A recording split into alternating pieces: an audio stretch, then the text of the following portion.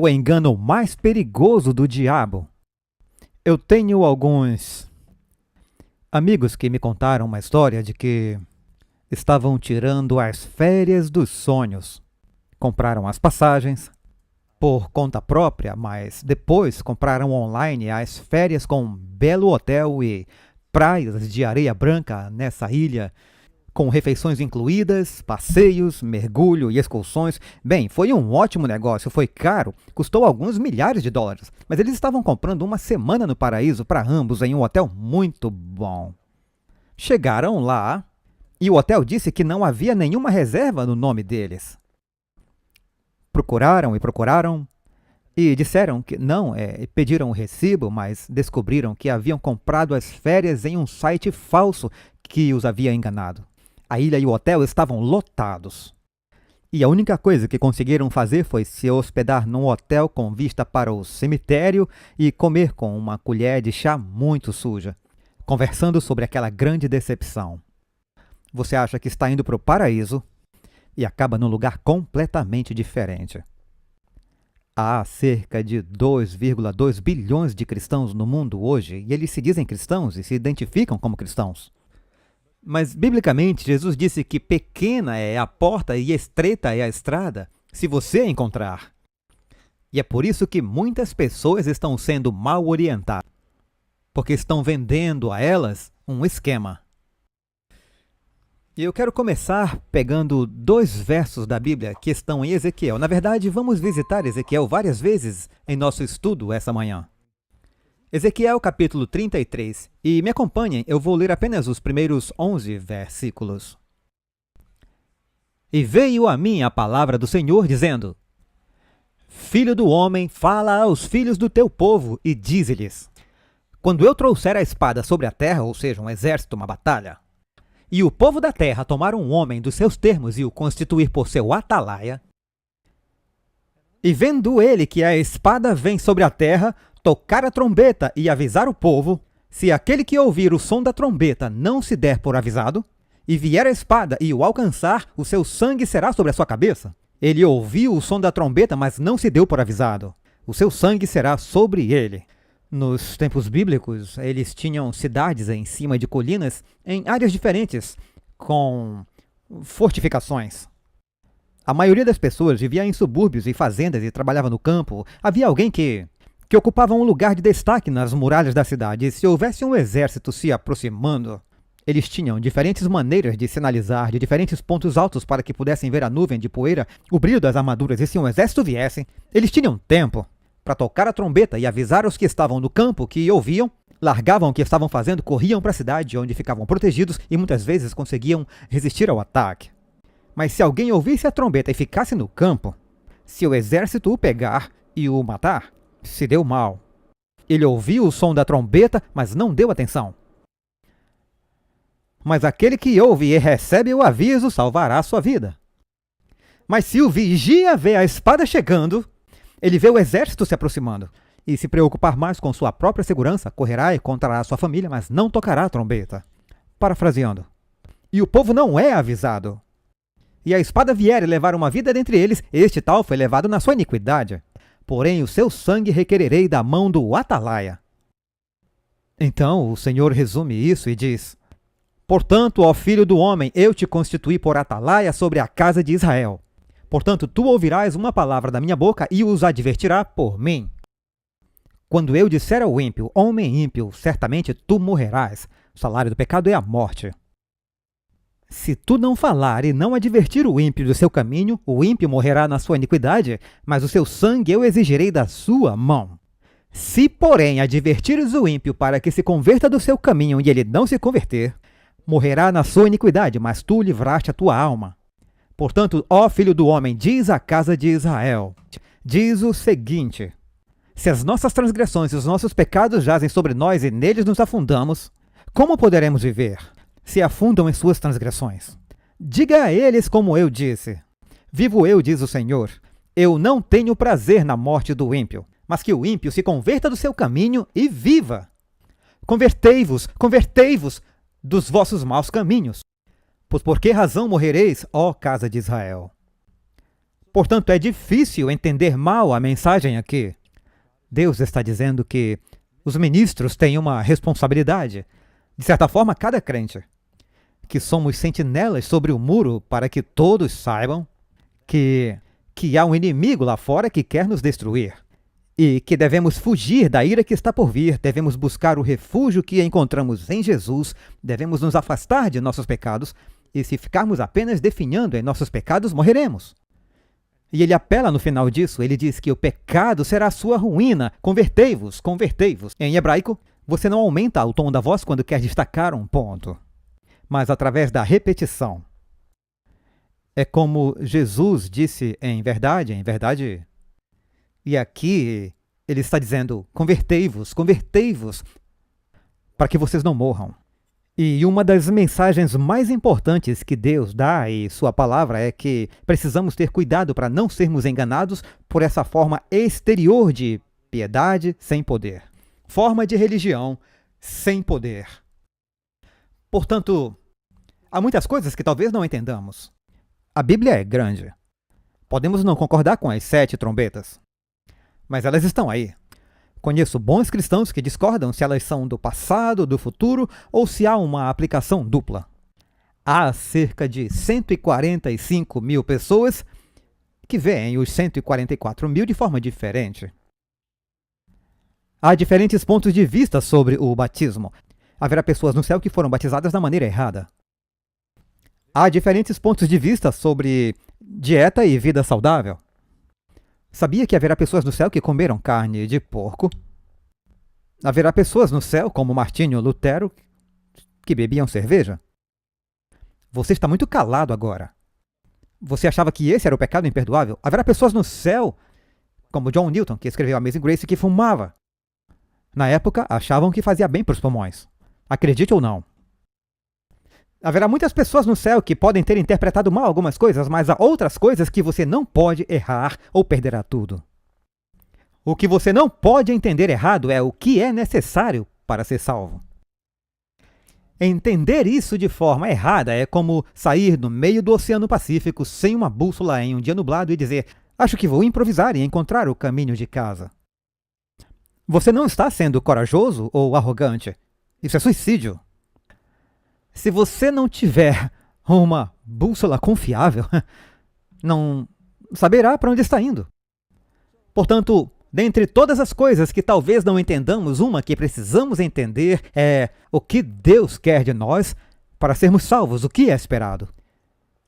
Eu vou dizer agora mesmo qual é o engano mais mortal do diabo. Isso está logo no início. Vá para Gênesis capítulo 3. Vou ler só os primeiros versos aqui. Gênesis capítulo 3.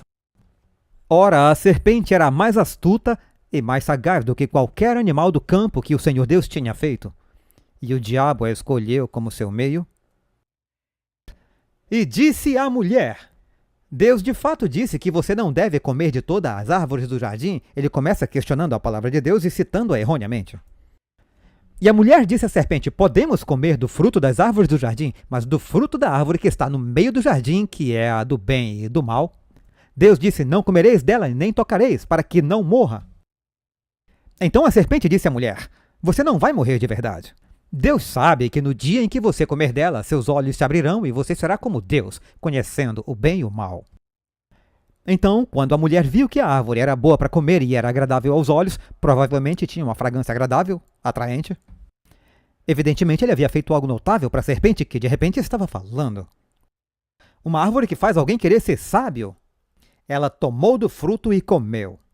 E também deu ao marido que estava com ela, e ele comeu. Então os olhos de ambos se abriram e perceberam que estavam nus, e as coisas só pioraram de lá para cá. Portanto, o engano mais perigoso do diabo é que as advertências sobre o pecado não se aplicam a você. Deus não está realmente falando sério quando diz que o pecado realmente lhe traz satisfação, mas não traz. Que, de alguma forma, você terá uma experiência melhorada por meio do pecado, mas isso é uma mentira. Sabe, lá atrás, em 2008, Todos nós vimos o desenrolar do mais sério esquema Ponzi, fraude e golpe na história do mundo. Bernie Madoff, e as pessoas se divertiam com seu nome porque ele fugiu com o dinheiro de todo mundo. Bernie Madoff fugiu com 64,8 bilhões de dólares do dinheiro de outras pessoas. É igualmente surpreendente como isso levou tanto tempo, mas as pessoas colocaram as economias de suas vidas e confiaram que ele faria o dinheiro crescer. Ele prometia retornos melhores do que qualquer outra pessoa, o que deveria deixá-lo desconfiado. Como se diz no mundo dos investimentos, os porcos são abatidos. Quer dizer que se você for ávido por altos rendimentos, na verdade você pode ser levado ao matadouro. E ele prometia retornos imensos. Havia pessoas novas que continuavam investindo, querendo ganhar dinheiro com essa maravilha, que ele estava guardando dinheiro para si mesmo, estava trabalhando nos livros e alterando os números e conseguiu de forma muito inteligente esconder isso até mesmo dos investidores durante anos. Ele era o presidente da Nasdaq. Confiável! Podemos confiar no Bernie? E descobriu-se que, da noite para o dia, ele havia quebrado e perdido por seus gastos em investimentos ruins. Imagine aquelas pessoas que trabalharam a vida inteira economizando, planejando todos aqueles anos bons e descobriu que um vigarista os enganou e vocês não têm mais nada. Precisa começar tudo de novo. Haviam empresas que investiram o dinheiro de outras pessoas em fundações que deveriam doar para causas dos pobres e foram dizimadas. O diabo é um golpista. Ele faz promessas que ele mesmo não planeja cumprir. E algumas pessoas estão correndo o risco de perder tudo. E isso é algo que você não pode entender errado, amigo. Jesus deixou isso claro em seus ensinamentos iniciais, em Mateus, o Sermão da Montanha, capítulo 7. Mateus, capítulo 7, versículo 21. Nem todo aquele que me diz Senhor, Senhor, entrará no reino dos céus, mas aquele que faz a vontade de meu Pai que está nos céus. Muitos me dirão, Senhor, Senhor, naquele dia, ou seja, no grande dia do juízo. Senhor, Senhor, porventura não profetizamos em teu nome? Eles conhecem o nome do Senhor. Expulsamos demônios, eles parecem ter alguma evidência de sucesso em seu nome. E fizemos muitas maravilhas, parece haver poder. E eu lhes declarei que nunca os conheci. Apartai-vos de mim, vós que praticais a iniquidade. Nem todo mundo que toma o nome de Jesus é automaticamente salvo. Nem todo mundo que tem evidência de sucesso é automaticamente salvo. Pode haver áreas em que parece que eles expulsaram alguns demônios. E têm um poder maravilhoso. Podem até ter o que parece ser um ministério bem-sucedido. Isso não é garantia. O resultado final, Jesus diz, é que se você está praticando a iniquidade, eu não o conheço. Jesus veio para nos salvar não em nosso pecado, mas do nosso pecado. Há muitas pessoas que usam o nome do cristianismo e estão recebendo uma tábua de salvação mortal.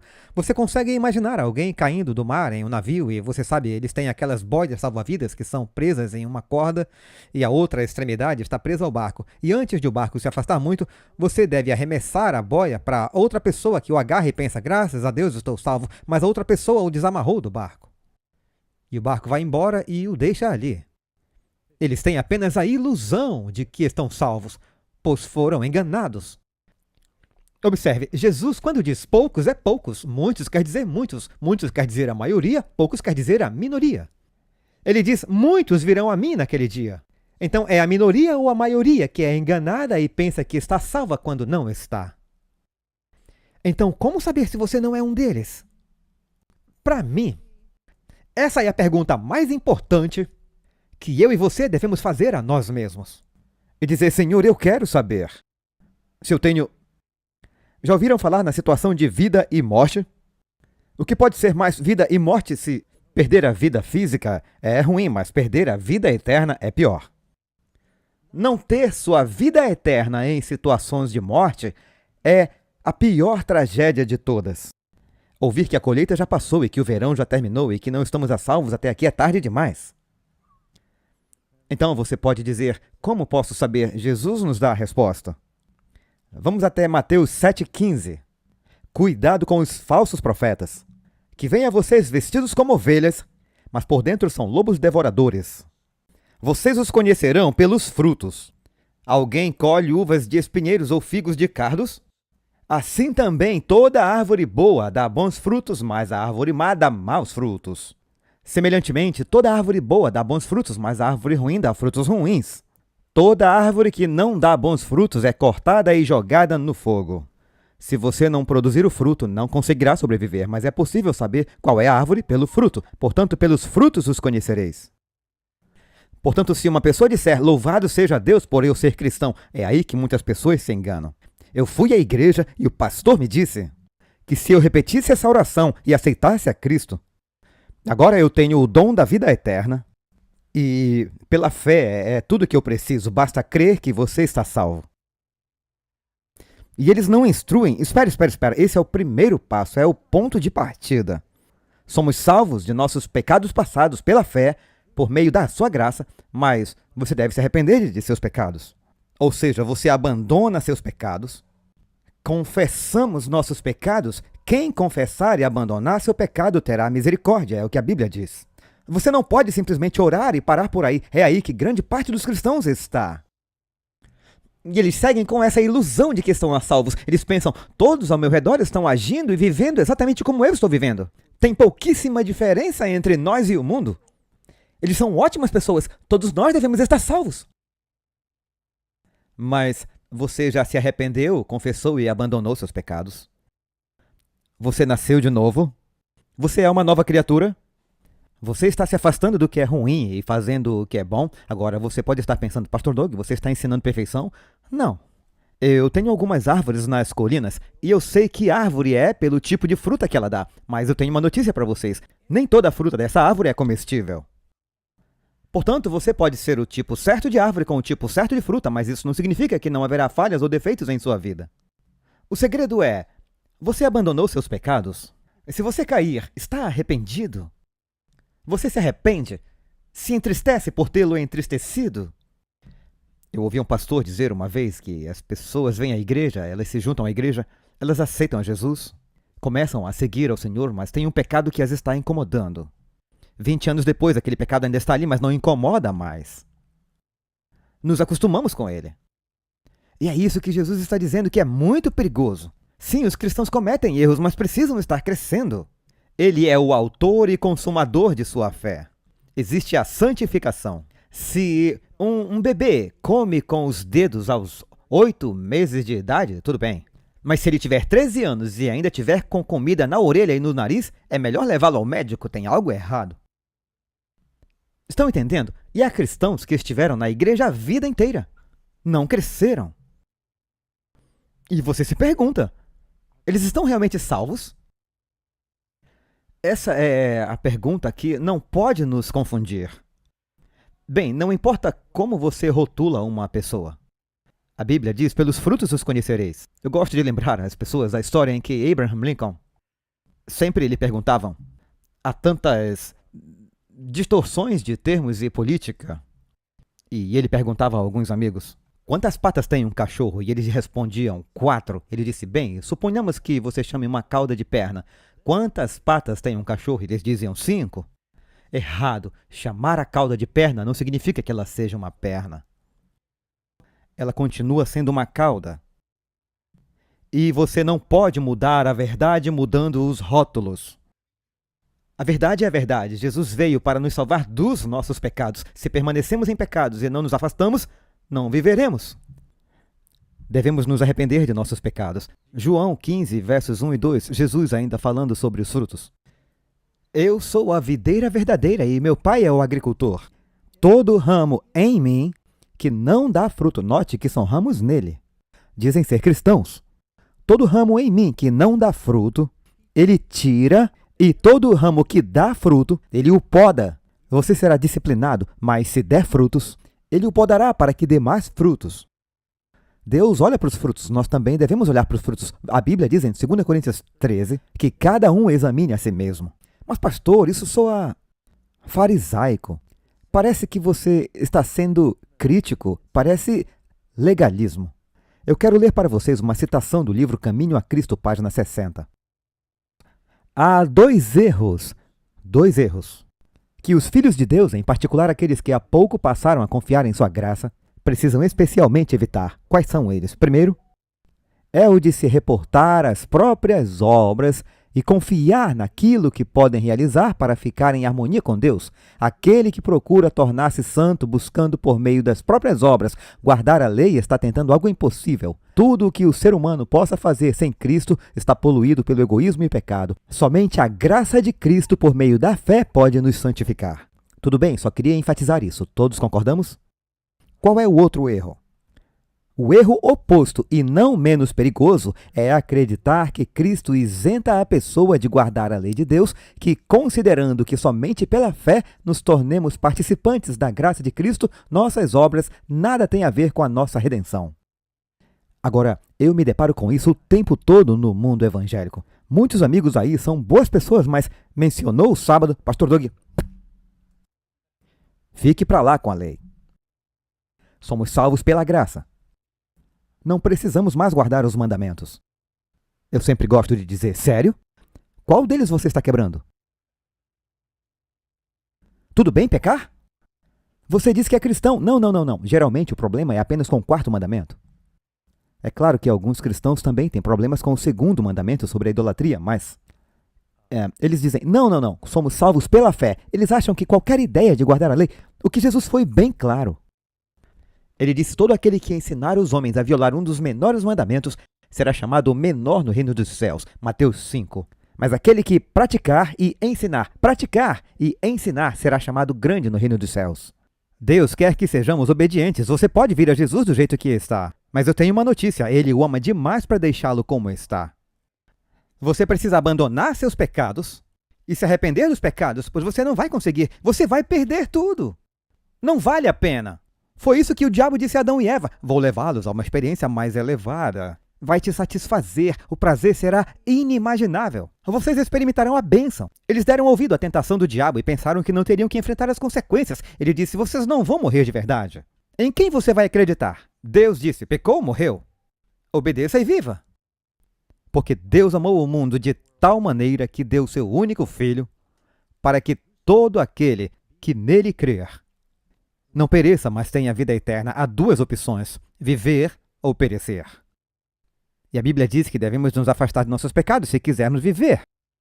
Agora, Deus nos dá o que precisamos para obedecê-lo. Ele nunca pedirá que você faça algo sem capacitá-lo a fazer. Mas há muitas vozes falsas por aí, são falsos mestres. Já falamos sobre eles na leitura das Escrituras. Vejam também 2 Timóteo. Paulo adverte sobre esses falsos mestres em 2 Timóteo 3,5. Diz que eles têm uma forma de piedade, mas negam o seu poder.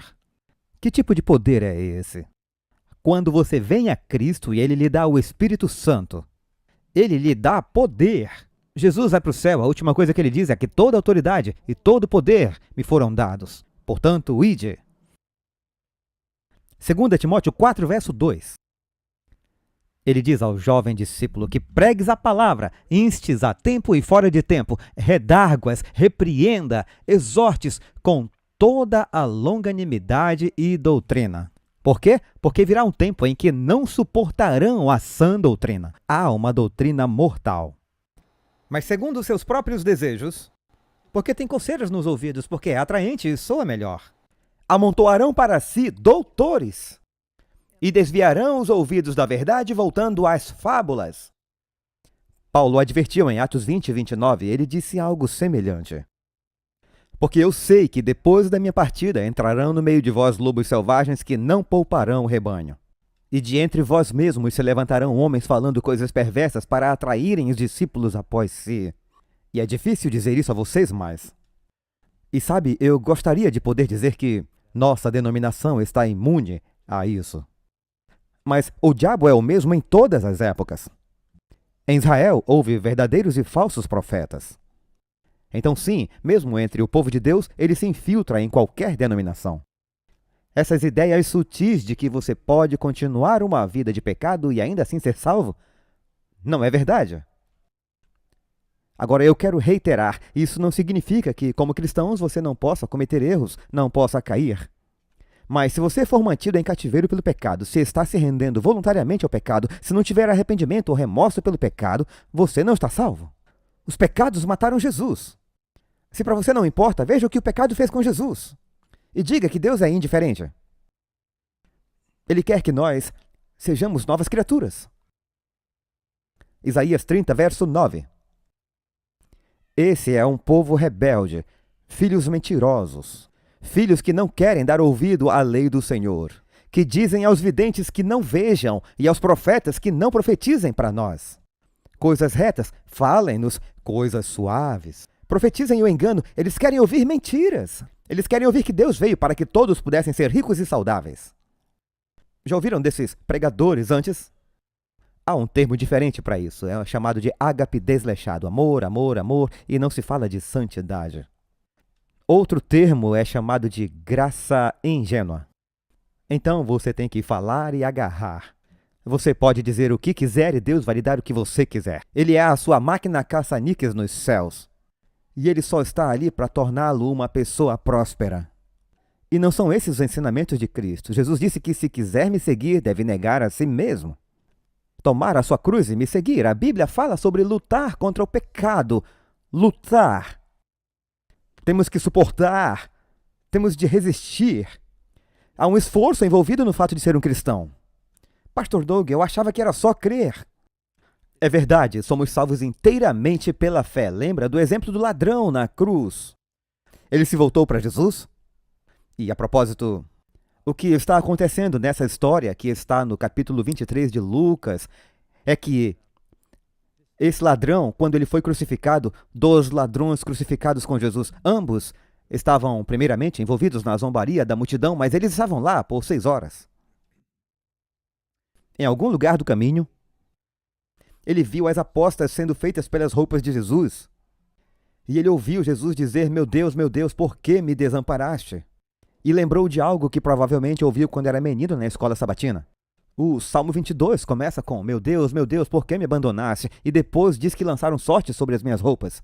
E sua mente acelerou. É assim quando se está morrendo. Dizem que a adrenalina é liberada e as coisas acontecem muito rápido. Sua mente é vivificada pelo Espírito Santo e ele vê um sinal sobre a cabeça de Jesus. Ele diz, este é o rei dos judeus. E ele ouviu orar, Pai, perdoe-os, eles não sabem o que estão fazendo. O Espírito Santo revelou a ele, esse é o Messias. E ele teve fé para dizer, Senhor. Nem os discípulos o chamaram de Senhor na cruz. Lembre de mim quando entrar em teu reino. Ele não parecia ser um Senhor, ele não parecia ter um reino. Mas ele disse, Senhor, lembra de mim. Ele está dizendo, Senhor, me salva. Jesus, isso é maravilhoso. Mesmo com as mãos pregadas na cruz, isso não impediu o Salvador de salvar. Jesus, imediatamente, por causa da fé nele, ele estendeu a mão para ele e disse, eu te digo hoje, eu te faço uma promessa hoje.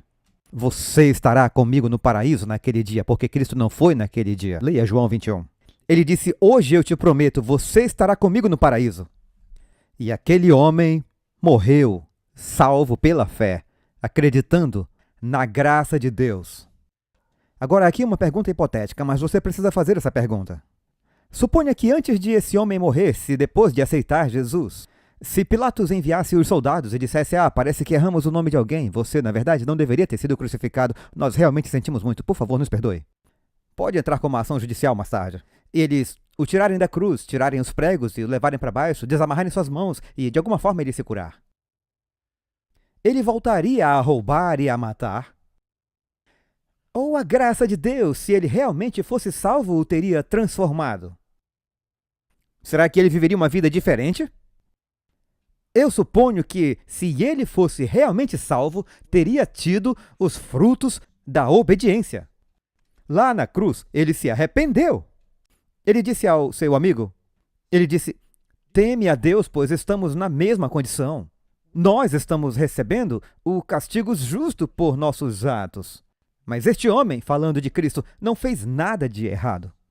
Então ele disse, Senhor, lembra de mim. Ele confessou publicamente, se arrependeu, acreditou, testificou de Jesus, confessou Cristo publicamente como seu Senhor e seu Senhor. Certo? As pessoas querem Jesus como Senhor, mas não como Rei.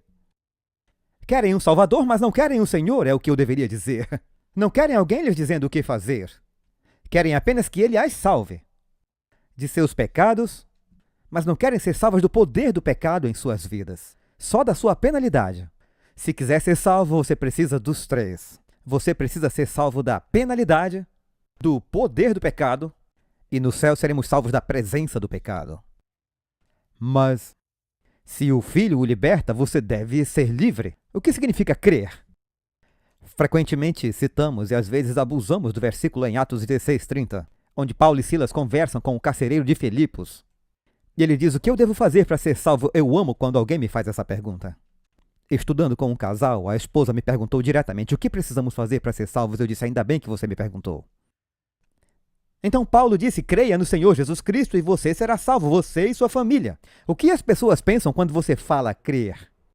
Acham que significa que Jesus é o Filho de Deus, certo? Que ele morreu pelos pecados do mundo e também pelos meus pecados. Eu acredito nisso. Quer dizer que estou salvo. Basta crer nisso. Nem Jesus, nem Paulo, nem os hebreus entendiam isso assim. Acreditar significa crer no que ele disse, e o que Jesus disse: negue-se a si mesmo, tome a sua cruz e siga-me. Temos que nos afastar e nos arrepender de nossos pecados. Deixe-me contar a parte que as pessoas não leem. Leia um pouco mais em Atos 16:32. Após dizerem ao carcereiro: creia e você será salvo, então falaram a palavra do Senhor a ele e a todos que estavam em sua casa. Por isso eles podem dizer você e sua família, porque eles ensinaram a palavra. E o que foi que eles ensinaram? Jesus foi para o céu e disse: ensinando os homens a guardar todas as coisas. Que coisas? Que eu vos tenho ordenado. Eles aprenderam os mandamentos de Deus. Ele podia dizer: creiam. Eles sabem o que significa acreditar. Suponha que você esteja num caminho, e esse caminho chegue a um prado e haja um grande precipício. E lá embaixo, a uma grande distância, há um rio furioso e um canyon. Tipo um Gulf, maior que o Grand Canyon. E há uma ponte. Eu entendo, eu não estive lá, mas eu gostaria de ver. Eles têm uma ponte no Grand Canyon que simplesmente passa por cima do canyon. É um piso de vidro. A ponte não dá em nada. As pessoas ficam impressionadas quando saem e olham para baixo e não veem nada embaixo delas. E algumas rastejam até lá e não sabem o que fazer. Estivemos em Singapura e em Taiwan. Fomos ao topo das torres de energia em Taipei, onde você pode subir até lá e há um ponto em que você fica em cima de um vidro. Você pode ficar em cima de um vidro e isso não me incomoda nem um pouco porque eu vou o tempo todo. Eu já vi isso antes. Mas algumas pessoas vão até essa ponte de vidro e o coração começa a acelerar como se tivesse medo dessa ponte para lugar nenhum. E elas dizem: eu não acredito, sabe? Vai que dá um terremoto e eu caio nesse desfiladeiro, e voltam dali. Então você chega a essa... Eu não esqueci minha história. Você chega a essa ponte que atravessa o canyon e alguém lhe pergunta: você acredita que essa ponte lhe levará para o outro lado? Você diz: sim, eu acredito. Por que você acredita? Bem, porque tem uma placa dizendo que essa ponte é sólida e que ela me levará para o outro lado. Mas você não entra na ponte. Então você vê outras pessoas descendo a ponte e elas não parecem estar caindo e alguém diz: você já acredita? Agora eu acredito, e eles parecem mais pesados que eu. Você ainda acredita? Na verdade, não. Ainda está tudo aqui em cima. Finalmente, como provar sua crença? Você caminha até a ponte. Você crê que ela o manterá em pé. E até chegar ao ponto em que você diz: acredito que Jesus pode me salvar dos meus pecados, eu vou me converter, ou seja, arrepender-me dos meus pecados. Vou confessar, vou abandonar, vou começar a fazer algumas coisas tangíveis. Então, você não crê de verdade. Tiago 2,19, você crê que há um Deus? Você faz bem, até os demônios creem. É bom acreditar, mas não é aí que termina. Os demônios acreditam. Em Lucas 4, um homem possuído por demônios gritou e disse: deixe-nos em paz, para Jesus. O que tenho a ver contigo, Jesus de Nazaré? Vieste para nos destruir? Eu sei quem tu és, o Santo de Deus. Os demônios sempre diziam: sabemos quem ele é. Acreditavam que ele era Deus? Acreditavam mais no poder dele do que você. Não acreditavam que ele morreu na cruz? O diabo não crê que ele morreu por seus pecados? Sim. Ele tentou impedir isso. E isso vai salvar o demônio? Não. Portanto, não basta acreditar que ele morreu, mas acreditar que ele pode transformar seu coração e lhe dar um novo poder. Portanto, amigos, como Paulo diz em Gálatas 4,16, sou seu inimigo se eu lhe digo a verdade. Você quer ouvir essas coisas? Não existe pecado no céu. O diabo foi expulso por pecar. Se ele foi expulso por pecar, nós não vamos entrar pecando. Isso faz sentido? Ezequiel 28:16. Você pecou, portanto eu o expulso como profano. 1 Coríntios 6:9. Não sabeis que os injustos não herdarão o reino de Deus? Não se deixem enganar. Nem os fornicadores, nem os idólatras, nem os adúlteros, os puros de coração é que verão a Deus. Homossexuais, os sodomitas, os ladrões, os avarentos, os bêbados, nem os festeiros, nem os roubadores, como Barney Madoff, herdarão o reino de Deus. E assim são alguns de vocês. Paulo está dizendo aos coríntios, vocês tinham esses problemas, mas ele tem uma lista bem maior. Ele diz, não importa o pecado, Deus pode perdoar e salvar vocês. Ele diz, vocês eram, ou seja, em português isso quer dizer passado. Vocês eram, ou seja, não são mais. Vocês foram purificados, santificados. Gálatas 5:19, as obras da carne são evidentes, que são adultério, fornicação, impureza, lascívia, idolatria, feitiçaria, ódio. Como andar por aí sendo odiado? Contendas, discussões, ciúmes, explosão de ira, mau humor, ambições egoístas, dissensões, heresias, inveja, assassinatos, bebedeiras, folias e coisas semelhantes, às quais eu já disse antes. E repito, Paulo diz, vejam, continuo dizendo que aqueles que praticam essas coisas não herdarão o reino de Deus. Eu quero herdar o reino de Deus. Você não pode continuar a praticar essas coisas. Não adianta acreditar e continuar vivendo como o mundo. Deus está chamando a igreja para a santidade. Apocalipse 21, verso 27. De modo algum entrará nela coisa alguma que contamine ou cause abominação ou mentira. Falando do céu. Não haverá pecado no céu. Deus deve nos salvar de nossos pecados. Hebreus 12:1. Deixe de lado todo o peso e o pecado que tão facilmente nos prende. Aprecio o fato de Paulo assumir que escreveu Hebreus. Eu aprecio Paulo admitindo que podemos ser facilmente enredados. O pecado é muito tentador. Ele nos atrai em nossa mente, em nosso corpo, em nosso orgulho, no nosso egoísmo. O diabo está sempre dizendo, só mais uma vez, depois você se arrepende. E dessa vez isso vai lhe trazer satisfação. E pode até haver algum prazer temporário no pecado, mas não dura. É uma grande mentira. Por isso lutamos. A Bíblia diz que estamos correndo essa corrida e que o diabo está sempre tentando nos atrapalhar com o pecado. Somos facilmente atacados, mas o que ele diz? Deixem de lado a maior parte do peso. Deixem de lado todo o peso. Você já viu que é incrível para mim que os atletas olímpicos, agora os links que eles acessam, quando eu era criança eu assistia natação. Eles pulavam na água usando aquelas roupas de banho grandes e largas, nadavam, tinham cabelos longos e perceberam que com aquele traje, aquela pequena diferença faz com que eles vençam em frações de segundos. Eles começaram a usar Speedos. Então passaram a cortar o cabelo para ter a chance de ir ainda mais rápido. Daí começaram a raspar a cabeça e a usar toucas de natação. E eles não queriam que nada os atrasasse. E os corredores? Eles têm tênis de corrida super técnicos e leves. Põem de lado qualquer peso, qualquer coisa que possa retardá-los, mas você e eu nos arrastamos pelo mundo pensando, será que isso vai fazer alguma diferença? Agora você não vencerá nenhuma corrida, a menos que perceba que deve ser pela graça de Deus livre dos pecados do mundo. Uma das maneiras de identificar uma pessoa que está a caminho do céu é que ela está constantemente lutando contra o pecado. Ela não ignora, não se sente confortável com ele. É aí que você corre o risco de se afastar do Espírito Santo. É como se você dissesse, eu não estou nem aí, isso não é importante, desde que eu peque menos que os outros. Esses são os tipos de engano que o diabo tem. Efésios 4:22, que quanto ao trato passado, vos despojeis do velho homem que se corrompem pelas concupiscências do engano. Deve haver arrependimento. Voltando a Ezequiel, capítulo 33, verso 13. Quando eu disser ao justo que ele certamente viverá, mas ele confia na sua própria justiça e cometeu iniquidade, nenhuma de suas obras de justiça será lembrada. Por causa da iniquidade que cometeu, ele morrerá. Não desanime, ouça isso. Novamente, quando eu disser ao ímpio que você certamente morrerá, se ele se afastar do seu pecado e fizer o que é legal e correto, aqui há algo específico.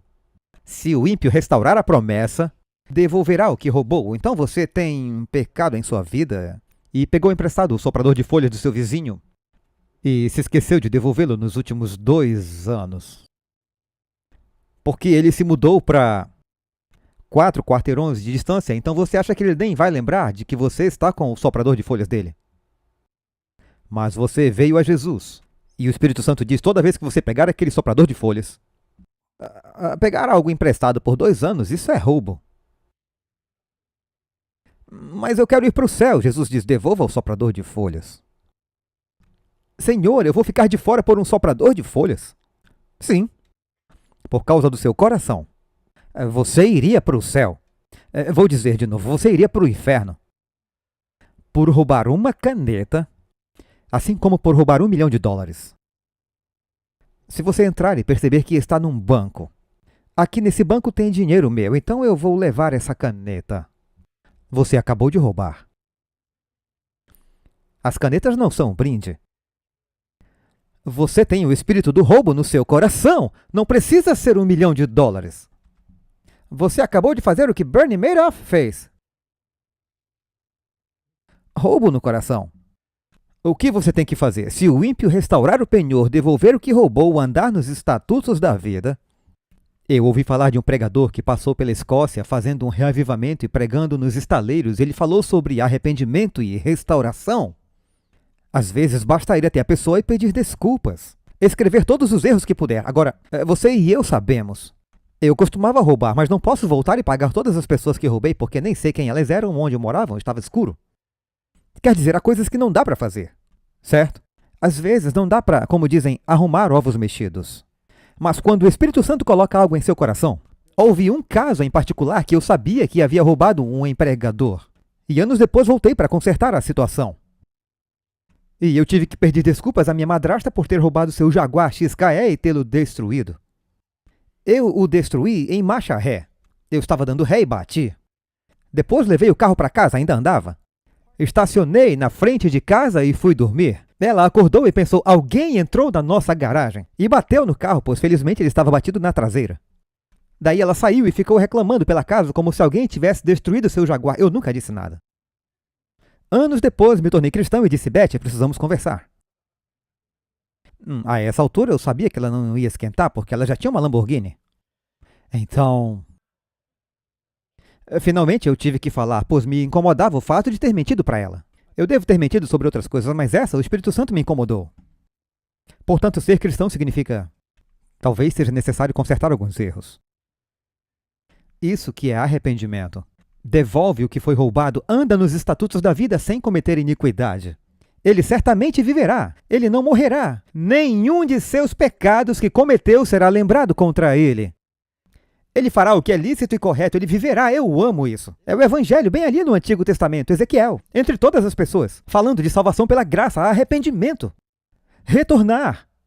Deus é misericordioso, é longânimo, mas de modo algum inocentará o pecado, ou seja, se persistirmos em nossa vida de pecado, o que mais podemos fazer? Se voluntariamente continuarmos a pecar, Hebreus 10, 26. Após recebermos o conhecimento da verdade, não há mais sacrifício pelo pecado. Não significa que você não cometerá mais um erro, mas que se você se conformou com uma vida de pecado, depois de Jesus morrer para salvá-lo do pecado, e você não está fazendo tudo o que pode humanamente para cooperar com o poder divino, para andar em novidade de vida, não há mais nada que ele possa fazer. Você quer que ele ofereça um segundo filho por você? Não há mais sacrifício pelo pecado. Deus não quer que ninguém pereça, mas que todos venham a se arrepender. Jesus disse, Lucas 13, 1, eu lhes digo que se não se arrependerem, todos vocês perecerão da mesma forma. Jesus está nos advertindo. João 5,14, depois disso, Jesus encontrou um homem no templo. Era um aleijado que foi curado no tanque de Betesda. Ele disse, veja, você ficou bom, não peque mais. Não volte à sua vida de pecado para que não lhe sobrevenha coisa pior. Ele diz à mulher que foi pega em adultério e ela é culpada de pecado. Ele diz, eu não a condeno, vá, e não peque mais. Jesus nunca disse vai e peque um pouco menos. Vai e veja se consegue reduzir seus pecados. Apenas reduza, peque menos que as pessoas a seu redor. Aqui em Tiago 4, verso 7, ele nos diz: portanto, submetam-se a Deus, resistam ao diabo, e ele fugirá de vocês. Acheguem-se a Deus e ele se achegará a vocês. Limpem suas mãos, pecadores, purifiquem seus corações. Não se trata apenas de suas ações, suas mãos. É o coração e a mente. Os puros de coração verão a Deus. Portanto, Deus quer que sejamos puros em ação e em pensamento. Ele diz: limpem suas mãos, pecadores, purifiquem seus corações, pessoas de mente dupla, lamentem e chorem por seus pecados. Que seu riso se transforme em luto, mas ele não nos deixa assim. Humilhem-se diante de Deus e ele os elevará. Ele não quer mantê-lo assim, mas precisamos dar conta do pecado quando cometemos. Não é suficiente apenas ouvir a palavra. Ele quer que sejamos cumpridores da palavra. Nem todo o que diz Senhor, Senhor, mas aqueles que fazem a vontade de meu Pai. Lucas 6,46, por que me chamais Senhor e não fazeis o que eu digo? Mateus 7,24, aquele que ouve estas minhas palavras e as pratica é como um homem prudente que constrói sobre a rocha. Apocalipse 22,14, bem-aventurados são aqueles que cumprem os seus mandamentos. João 3, ou melhor, 3 João 1, verso 11. Amados, não imitem o que é mal, mas o que é bom. Aquele que faz o bem é de Deus, aquele que faz o mal não viu a Deus. Está tão claro em toda a Bíblia que Deus quer que sejamos novas criaturas. Sabe, Moisés, em seu apelo final, no fim de sua vida, eu gosto muito da maneira como ele coloca isso. Deuteronômio, capítulo 30, verso 15. Veis aqui, hoje te tenho proposto a vida e o bem, a morte e o mal. Porquanto hoje te ordeno que ames ao Senhor teu Deus. Muitos vão até esse período, ame o Senhor teu Deus. Eu te amo, Senhor. E Jesus diz, bem, se você me ama, como você demonstra isso? Guarde meus mandamentos. Note que Moisés diz, ame, estou ordenando que você ame o Senhor seu Deus, ande em seus caminhos e guarde seus mandamentos, seus estatutos e seus juízos, para que você viva e se multiplique e prospere. E o Senhor seu Deus o abençoará na terra que você possuir. Mas se em seu coração você se desviar, não ouvindo, for arrastado e adorar outros deuses e servi-los, eu lhe anuncio hoje que você certamente perecerá. Observe que ele diz, você vive por um lado e perece por outro, como em João 3,16. Vocês não prolongarão seus dias na terra que atravessarem o Jordão para possuir. Os céus e a terra tomo hoje por testemunhas contra vós, de que tenho proposto a vida e a morte, a bênção e a maldição. Escolhe, pois, a vida para que vivas, tu e a tua descendência. Como se escolhe a vida? Ao escolher Jesus, ao escolher a graça de Jesus. A graça de Jesus não significa apenas a sua misericórdia e seu favor. A palavra graça significa que temos poder. Deus não nos dá a graça para pecar, mas para nos manter longe do pecado. E ao sermos tentados, se nos voltarmos para Deus, Ele enviará todos os anjos do céu para nos ajudar. Na maioria das vezes, só oramos depois de termos caído. Se orarmos quando tentados, nos aproximarmos de Deus e nos submetermos a Deus, resistirmos ao diabo, Ele enviará forças sobrenaturais para nos ajudar, o que nos permitirá ter sucesso. Essa é uma chave muito importante, eu espero ter deixado isso claro. Para que você ame o Senhor seu Deus, para que obedeça a sua voz, para que se apegue a Ele, pois Ele é a sua vida e a duração dos seus dias, para que você possa habitar na terra que o Senhor jurou a seus pais, Abraão, Isaque e Jacó. Bem, há muito cristianismo falso sendo espalhado por aí, sabem por quê? Todos querem ver a sua igreja crescendo.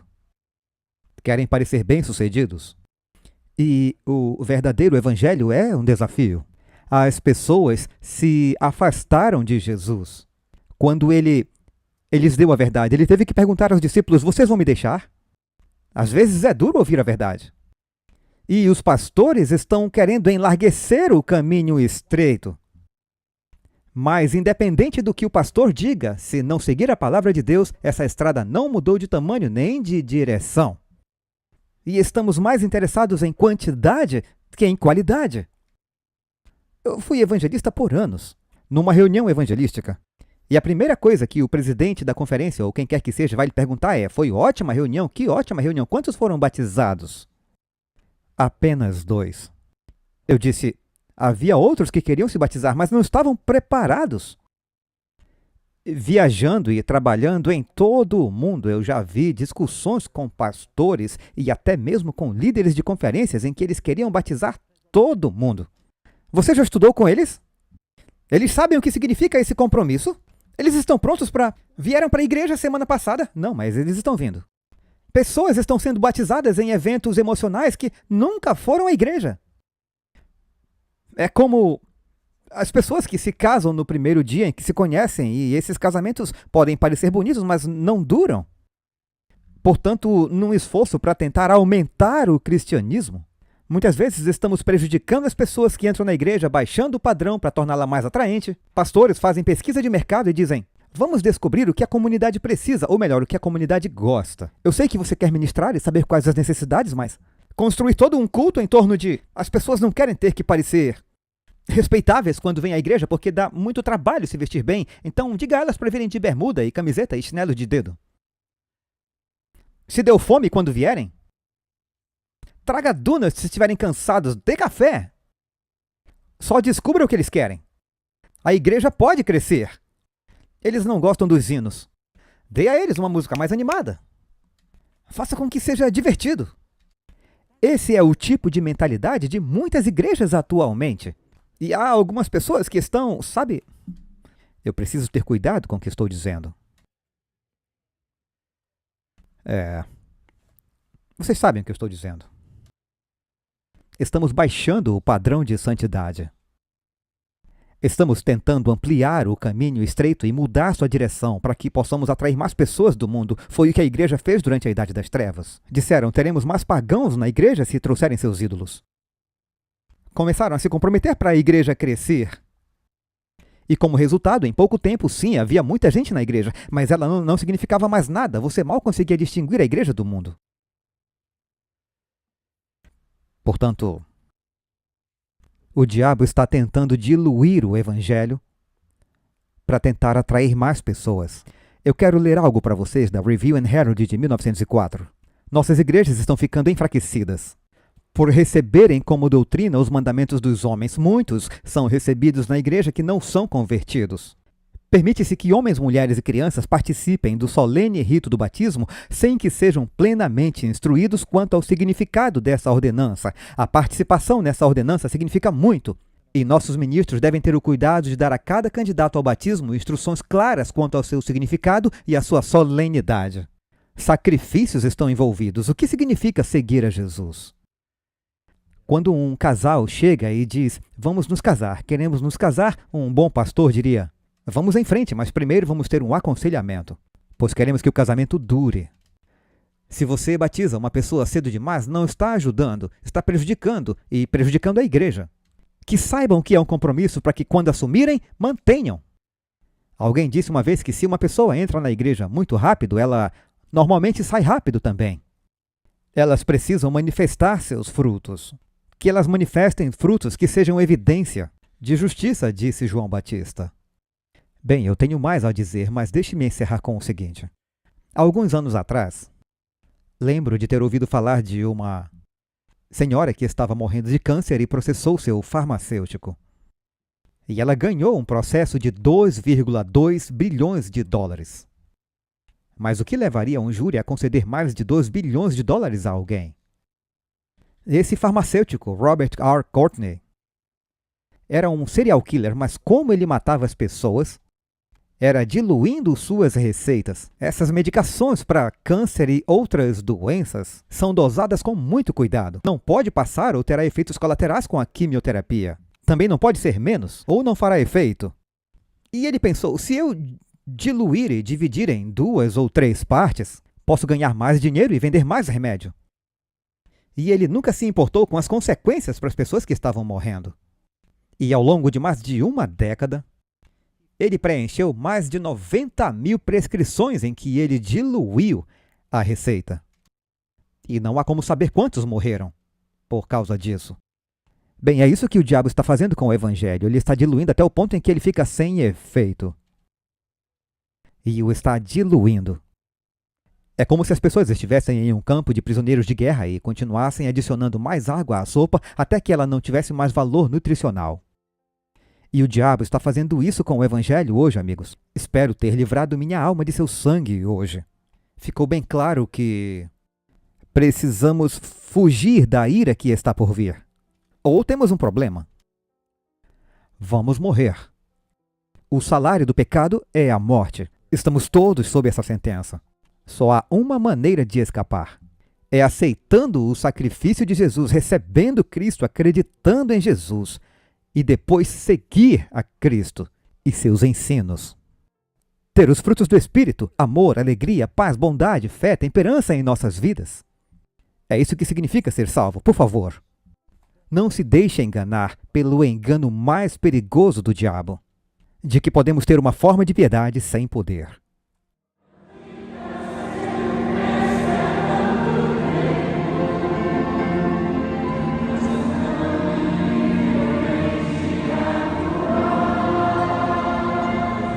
Olá amigos, gostaríamos de agradecer a você que participou da nossa Campal em 2024, enquanto ele não vem.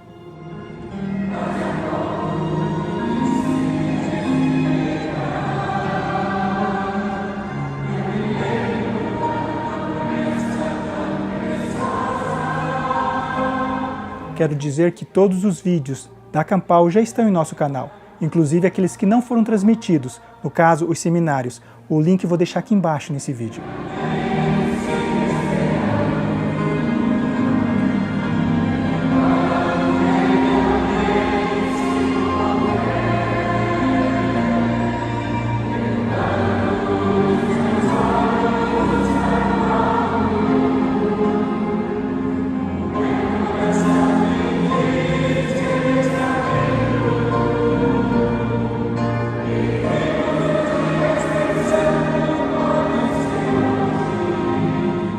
Agora gostaríamos de trazer para você o que a TV Terceiro Anjo tem preparado para a Campal de 2025, que ocorrerá na Estância Árvore da Vida nos dias 17 a 21 de abril, pois será o feriado mais longo do ano, no dia 17, Semana Santa, e no dia 21, Tiradentes. O local, o mesmo local da Campal anterior, Estância Árvore da Vida em Sumaré, São Paulo.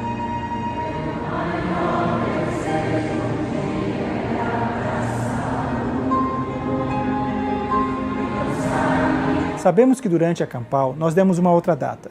Contudo, pela falta de disponibilidade do local, nós tivemos que mudar a data. E com isso, alguns palestrantes não puderam acompanhar essa agenda. Mas Deus é muito bom e nos abençoou com outros palestrantes tão abençoados quanto aqueles. Portanto, aqui é a lista dos palestrantes que estarão conosco em 2025.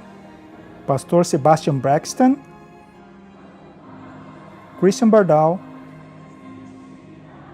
Bárbara O'Neill estará novamente conosco, e os pastores Doug Batchelor e John Ross, do Ministério Amazing Facts. Isso mesmo, a equipe do Ministério Amazing Facts dos Estados Unidos estará conosco pela primeira vez no Brasil, e todos os palestrantes já estão confirmados. Como você pode ver, essa Campal estará imperdível, e você precisa fazer parte desse evento. O site de inscrição já está quase pronto, e muito em breve estaremos dando mais informação sobre a Campal. Por isso, fique atento, pois estaremos passando as informações apenas em nossos sites oficiais, tanto no YouTube como nossa página da web, terceiroanjo.com.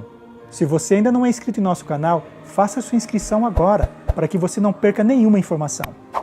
Você também pode fazer parte dos nossos grupos de WhatsApp e no Telegram, para poder receber as informações de primeira mão.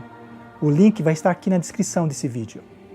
Portanto, você já sabe o local, a data e os palestrantes que estarão conosco nessa Campal. Agora, a sua parte é se programar e se preparar para estar lá também. Mas não vá sozinho, divulgue essas informações com seus amigos, nos seus grupos, com os familiares, para que mais pessoas possam receber as bênçãos e estar presentes também nessa Campal. Além destes palestrantes, nós ainda temos muitas outras novidades que você não vai querer perder na Campal de 2025. Que Deus te abençoe e fique atento para os nossos próximos vídeos sobre a Campal de 2025, O Caminho Estreito. Traveling the narrow way up the steep and windy road, and the precipice below.